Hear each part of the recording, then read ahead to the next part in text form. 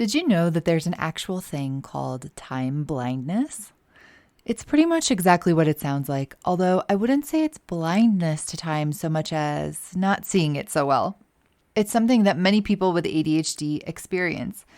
It's not wanting to fold your laundry because you think it takes 4 hours when it only takes 20 minutes. True story.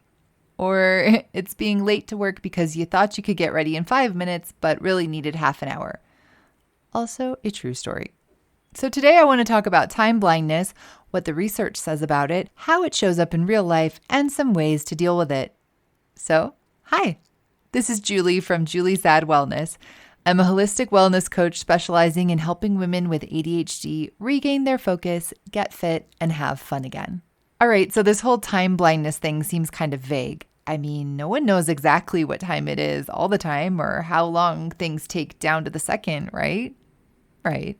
Yet, according to studies, people with ADHD in particular can have a bit more difficulty correctly estimating how long something is going to take or correctly estimating how long something took. For example, a small study done on children in Germany asked the kids to estimate how much time had passed during specific activities. About half of the children in the study had ADHD and the other half did not. The researchers exposed the babes to various stimuli and later asked them, "Hey, how much time did we show you that picture for?" or something to that effect. In general, the ADHD kids overestimated the duration of the stimuli, so they thought that everything took a lot longer than it really did in this particular study. Meanwhile, some other studies showed some pretty fascinating stuff. In fact, in one study about estimating time, the ADHD peeps did better. Yes, I said better than the neurotypicals. Yeah! Woo! Hey! But it had to do with one specific aspect of the study. Allow me to explain. In the study, there was a group of kids with ADHD and a control group. The children had to compare neutral images with other images that were either neutral, positive, or negative. And they had to make estimations about time. The ADHD kids did a better job of differentiating between different lengths of time than the non-ADHD kids. Yay, go us. The researchers theorized that children, and by extension we would assume adults with ADHD, are more sensitive to time when they're in situations where they must process both time and emotion. Whereas in neurotypical kids, this division of attention causes them to be less accurate. Let me say that again in case it sounded like gobbledygook. The ADHD kids in the study did a better job of estimating time than the non-ADHD kids in a situation where they had to think not only about time, but about feelings. So the conclusion based on these findings was that we're better at understanding time when there's some emotional component too. What do you think based on your personal experience? Agree or disagree? Now, that was a super small study, and they were measuring milliseconds here, which is not really a unit we give a fuck about in our real lives, but I'm mentioning it because it gives us something to think about. That said, to be honest, the research that I found about time blindness and ADHD was all over the place. So I'd rather you just ask yourself if it's something you relate to instead of trying to determine from the stats if it's a fact or not. Okay? Thanks. At the end of the day, all that really matters is how it pertains to you, and you're not a dot on a distribution graph. You're a person. So this idea that emotion can help us process time better is an interesting one for sure. We'll talk more about how it can relate to strategies to help us with time in a moment. Something you may ask is if medication helps with time blindness. The answer is yes, it appears so. In fact, there was another study done, again small, again with kids, in which they measured children with ADHD's ability to estimate time. They compared the results of the children as they estimated the time, measuring their performance when medicated and also unmedicated. The medicated children were able to better estimate time. But here's something interesting. They also compared the effects of giving the kids a reward and found that it had the same effect as the medication on their ability to estimate time. Not too shabby. They also tried giving the kids a reward and medication to see if it would create an even bigger improvement, and nope, it didn't. The effect was not cumulative.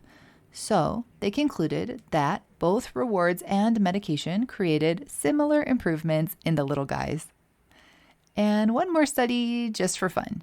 Again, it's small, and again, it's with kids, but I think it's interesting. It's another study about estimating time.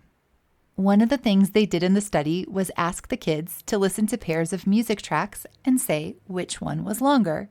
In one particular pair of tracks, all of the non-ADHD kids said that track A was longer, and all of the ADHD kids said that track B was longer.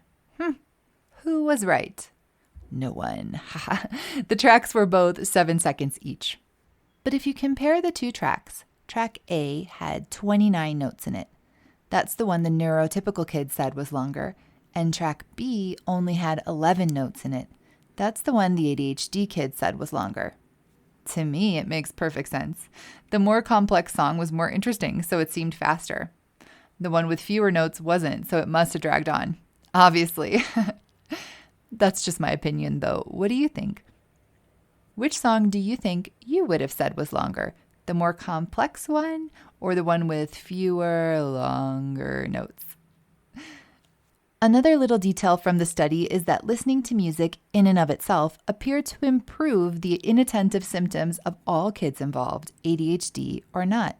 Yay for music. I was talking to my husband about this and telling him about time blindness, and he basically shot me down. I told him that for people with ADHD, boring or repetitive tasks seemed to drag on forever.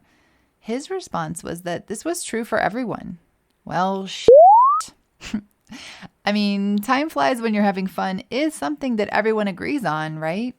Am I taking something that's true for everyone and making it into an ADHD thing?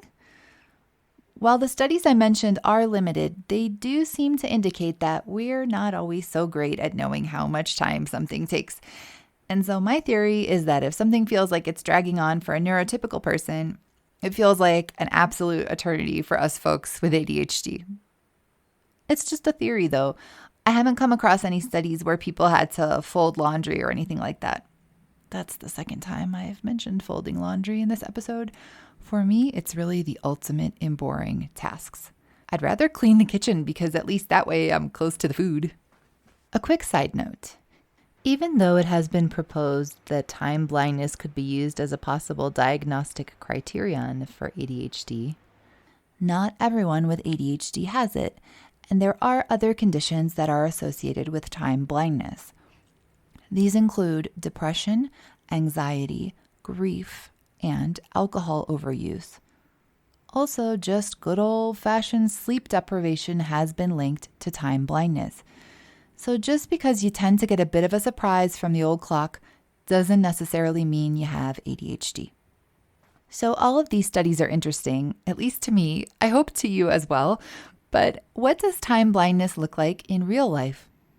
I mentioned a couple of examples in the beginning that I'll elaborate on, and I'll add a few more. These are all sourced from the life of someone I know very well, who is named me. Recently, I decided that I needed to block off time in my calendar for folding my laundry. Yes, there I go again with the f***ing laundry. I know. It's just for me the classic example of something that I just don't want to do. I usually have one large bag of laundry to fold per week. Let's do an experiment, okay? How long do you think it would take to fold said bag of laundry?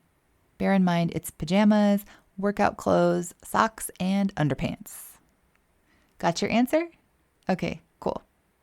Guess how long I estimated it at? 4 hours. I decided to time it a little while ago, and even with me watching a video on YouTube simultaneously, I was able to do it in just over 20 minutes. Okay, Mr. Brain, would you care to explain that one to me? Why on earth did I think this 20-minute task would take 4 hours? Meanwhile, during the course of preparing this podcast, I decided to bust out a timer and play Guess How Long That Took. I started the timer and then began to read a really interesting article written in a very conversational style, and then write my response out in my notes, also in a very free-form, fun, whatever kind of way. In short, I was having a good time. Then I paused to play my game. I estimated that quick little amount of reading and writing had taken between 3 and 4 minutes. It had taken 25 minutes. Well, fire and save matches. I was way off. Time had not only flown, it had flown the fucking coop. A couple other examples from my time-blind life. See if you can relate. And the reason I'm laughing is because if I don't laugh, I will cry. Okay? So I'm not making fun of my time blindness. Well, I'm making fun of my time blindness, but I'm not making fun of your time blindness. It's a serious thing. It drives us crazy. But all I can do is laugh when I'm talking about myself. In my last podcast, I mentioned that I was putting play guitar on the calendar. I had set aside an hour for this as I'm trying to make fun more intentional in my life. I'm proud to report that I did indeed play the guitar. Yay! However, trying to estimate the passage of time while doing this was challenging. Since this was supposed to be a fun activity for me, you would be logical to assume that I lost all track of time and suddenly looked at the clock and realized that I had been playing all night. The reality was quite different. I'll be honest and say that I wasn't really enjoying it because I need to get my guitar repaired. Long story short, it's very, very hard to play without a lot of pain. And that's not just because I haven't been practicing that much, so it hurts to play the thing. And on top of that, I decided to start the hour by doing some finger agility exercises instead of just playing a song, like serious musicians do, right?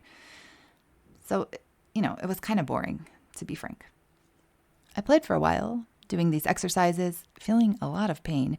And after a while, I thought, okay, that's probably been a pretty good chunk of time, right? I looked at my watch.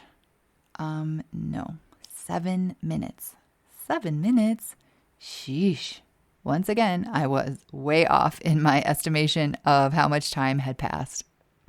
Some other examples of how this shows up in my life are the following.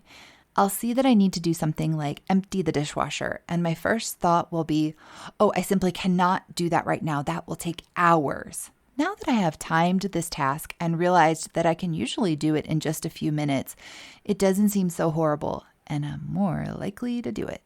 On the other hand, if I had $1 for every time I'd quickly checked my phone and then suddenly realized 2 hours had evaporated, well, I'd have enough to buy you and me both an Olympic-sized swimming pool full of fancy, fancy watches. But enough about me. I would love to hear if you have experienced anything similar. Please leave a comment or send me an email. All right, so let's talk about some strategies for getting a handle on time.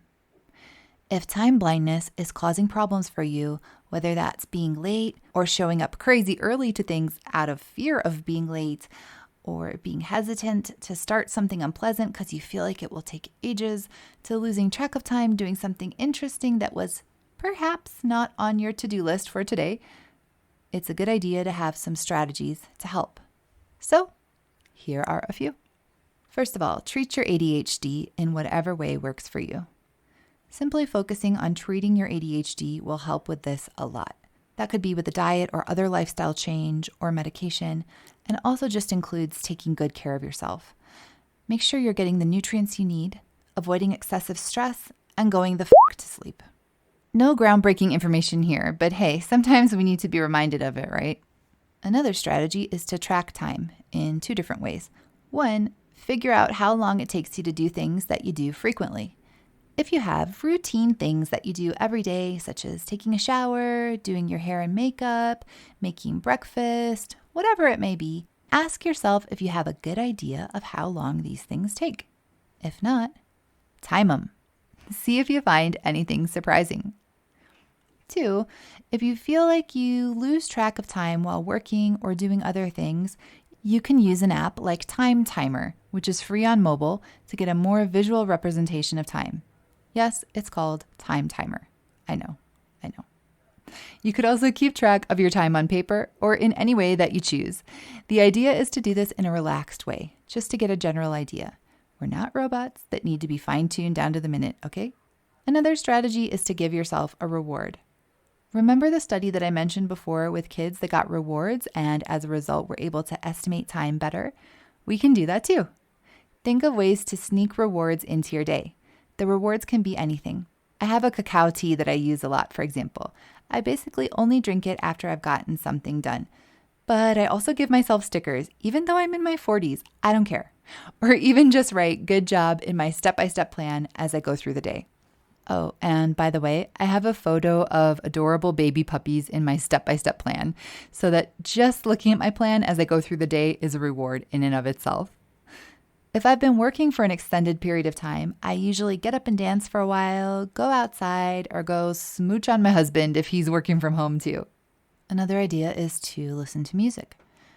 Now, remember the teeny tiny study I referenced before that said that music could help with attention? It's worth a shot. Experiment with different types of music while working, doing chores, exercising, cooking, anything where you need a little help understanding the passage of time. You could also use a playlist in lieu of a timer. So like if you wanted to organize your house for 30 minutes, you could make a 30-minute playlist and use that to keep track of time. Another tip is to change the way you think about time. These days, I try to be seated at my desk by 8:30 a.m. on work days. This is always after my morning walk. What I'm about to say might sound very obvious to you, but it really wasn't to me until very recently. I realized that if I want to be at my desk and working by 8:30, I really need to stop my walk at 8:05 so that I can take the elevator back upstairs, make my second cup of coffee, put my laptop and speaker outside on the balcony table, pick out my music to listen to for the day, and do any other little bits and pieces I need to in order to be ready for the day. Before, I would always think of the number 8:30 while walking, which meant that I would finish walking at that time and often get to work closer to 9. Now I think of 8:05 when walking so that I know what time to finish walking. Saying it out loud makes it seem so obvious and so simple, but I just plain wasn't doing it. Another trick is to set your watch ahead. Some people swear by this. Supposedly it kind of shocks you into attention. I did it for years. 7 minutes seemed to be the magic number for me, although it was kind of embarrassing whenever someone asked me what time it was, and it took me a bit of time to subtract those 7 minutes off to get the real time. You could try this if you like and see if it works for you. Another one that I've read is to use a watch with hands instead of a digital one. Many people also swear by this one, claiming it's easier to understand the time by looking at a watch with actual hour and minute hands on it instead of just numbers. I just plain like watches like this, so I always gravitate towards them anyway. And I can't speak to the effectiveness of this personally, but if you have a preference, I'd love to hear about it in the comments section or by email. Alternatively, if you have a smartwatch, you could experiment with different settings to see if any different visual representations of time help. Another idea is to make it interesting. Remember that one study I mentioned where the ADHD kids blew the non-ADHD kids out of the water? Yes, I am going to rub it in. I don't care what you think of me. It's so rare that we get victories like this. We blew the non-ADHD kids out of the water in terms of estimating time when there was an emotional component involved. If you have something that's a bit boring that you have to do, see if you can find a way to make it more interesting. That, in theory, should help you get a better idea of how much time has passed. However, on the other hand, watch out for time black holes. You know what I'm talking about. There are some things that we can just get lost in and totally lose track of time when we're doing. Sometimes it's great to get into that flow state and lose yourself in a task or hobby, but sometimes there's other shit we got to do. And yes, I am totally aware of the contradictory nature of this, that on one hand, when something's really not interesting, it's very hard to keep track of it. But then on the other hand, when something's really, really, really interesting, we tend to lose track of time as well. I really don't know what the answer is, if there's like a set amount of interestingness or boringness that we should aim for. Frankly, I just don't know. But I do know that there are some things that are time black holes. Social media is one of my time black holes. I use time blocker apps to kick me off after a certain amount of time, so I can only spend a few minutes a day on sites like Facebook. Otherwise, I just get too sucked in. I also have all notifications disabled. I also know that I really can't even open YouTube during the day when I'm trying to get work done without falling down a rabbit hole, so I don't even touch it. Can you identify any time black holes that you have in your life? If so, what solution would work better for you? Not doing those things at all when you're trying to get other things done? Or finding a way to limit the time, whether through an app that boots you off, or a timer that you can use to keep track of how long you've been falling into said black hole? What would work better for you? Take a second to think about it. Also, it bears mentioning the idea of scheduling in wiggle room or buffer time. Okay, so even if you have timed everything down to the last second, life happens. Today, for example, just as I sat down to start work, the exterminator rang the doorbell. I let him in, and then he promptly told me that his colleague had forgotten a piece of equipment and that he needed to leave and come back in a few minutes. I then quickly ran around the house picking up our shoes so that they wouldn't be filled with poison. Luckily, I'd left a little extra time in my schedule for this stuff. I recommend doing the same. This was hard for me to do for a long time. I struggled with my ADHD for so long and actually feeling totally incapable of sticking to a schedule at all that once I finally got my symptoms more or less under control through dietary therapy, I wanted to schedule every minute. Every single minute must be used. I am Superwoman! It was like I was trying to prove something to myself. I overcompensated and began scheduling my day down to the minute. This actually just set me up for failure, as inevitably the phone would ring or the internet would go out or something would take a little longer than planned. Now I try not to overload my day, and ironically, I feel like I get more done, and I'm definitely less stressed. So, any other ideas? The things I mentioned are just a few ideas. If you've found something that works for you to help you keep track of time, I'd love to hear about it via email, comments, however you want to get in touch with me. Last but not least, be nice to yourself. Hey, keeping track of time, estimating how long something's going to take, remembering how long something took, and all of that good stuff may be hard for you. It's really hard for me. I was voted late for life in my high school yearbook. I've gotten a lot better. And anyways, I was also voted best dancer, so f*** it. I'm working on it. And just by listening to this, you're working on it too. Give yourself a break. Beating yourself up, I don't know, man. I used to do it to myself all the time. I mean, pretty much constantly. It's no way to live. Screaming at yourself internally because you're late for an appointment is one way to react. You tell me. How effective and sustainable of a strategy do you think this is? I tried to ask that in a neutral way, but that's hard because I think it's a shitty strategy. In conclusion, time can sometimes feel like this nebulous, hard to understand concept, especially if you have ADHD. But with practice, it gets easier to wrangle. Be patient with yourself, and eventually you can feel like time is on your side. If you know anyone who would benefit from this information, please share it with them.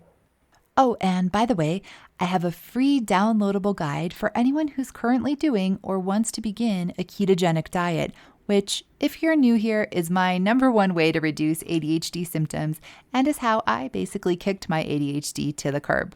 The guide is about what healthy fats and oils you can have while on keto, including which ones to cook with, which ones to use cold, and which ones to avoid altogether. Some of the things on there might surprise you. I'll leave a link in the description in case you're interested.